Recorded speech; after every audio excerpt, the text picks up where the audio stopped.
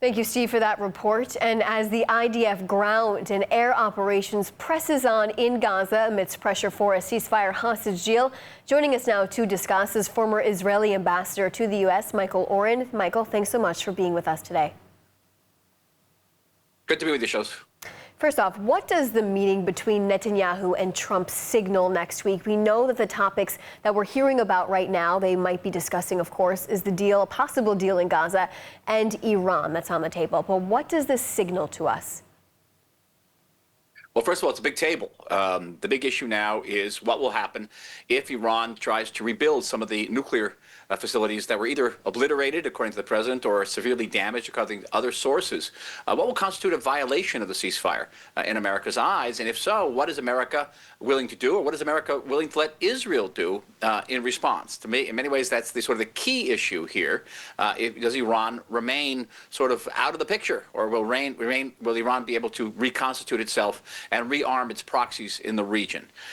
That's regard to Iran. Regarding Gaza specifically, what's on the table is the nature of the ceasefire. Now, Israel is willing to agree to a ceasefire in return for a certain number of hostages, but Israel wants to retain the right to renew fighting after the ceasefire expires. Now, that's a condition that Hamas adamantly rejects. Hamas wants the end of the war so it basically can win the war and come out of the tunnels and declare victory and begin to reconstitute its power in Gaza.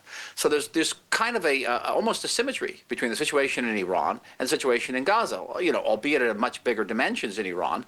But the question is, to what degree is the United States willing to stand behind Israel and its current government, because not everyone agrees with the position of the government, certainly about Gaza, in ensuring that Israel will have the ability to act if a ceasefire is violated and if the regime in Iran or Hamas in Gaza moves to rearm and reorganize.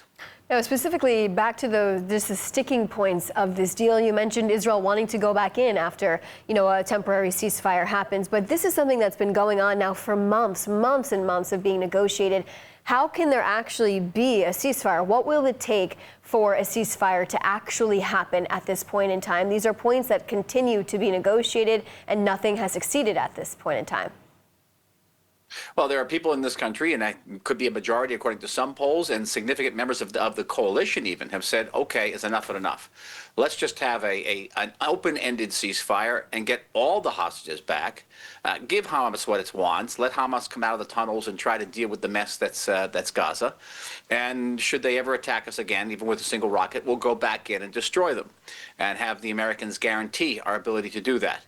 Now, Prime Minister Netanyahu has been very reluctant to agree to such a condition. He remembers Israel's withdrawal from Lebanon in 2000, when then Prime Minister Ehud Barak said, well, if Hezbollah violates the ceasefire, we can go back in.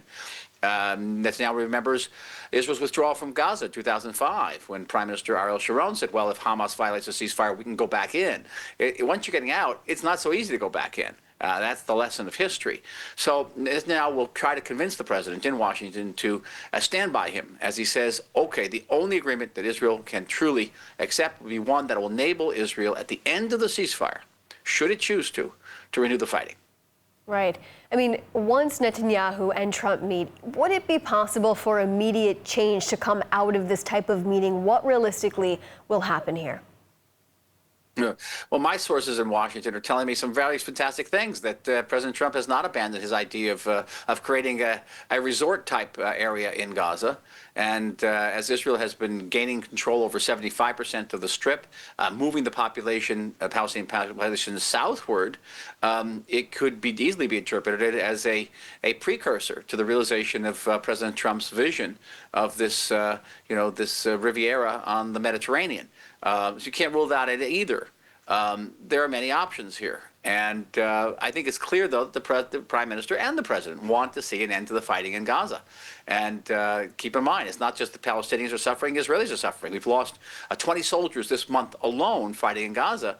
And increasingly, Israelis are uncertain, unclear, what are these soldiers dying for? Right. What can President Trump's influence be on a ceasefire? You just mentioned what your sources are telling you about, his plan to continue to turn Gaza into a Riviera at some point. But ultimately, how do you get Hamas out of the Gaza Strip? It seems as if they continue to recruit people inside parts and specific parts of the Gaza Strip. Well, they're recruiting thousands, but most of them are young people, and they can't really be trained. So they don't constitute the same type of military threat. I remember I mentioned the asymmetry between Iran and Gaza, but there's a broader symmetry, and that is Israel has won a partial military victory in Gaza. It has won a partial military victory in Lebanon against Hezbollah, and a partial military victory against Iran.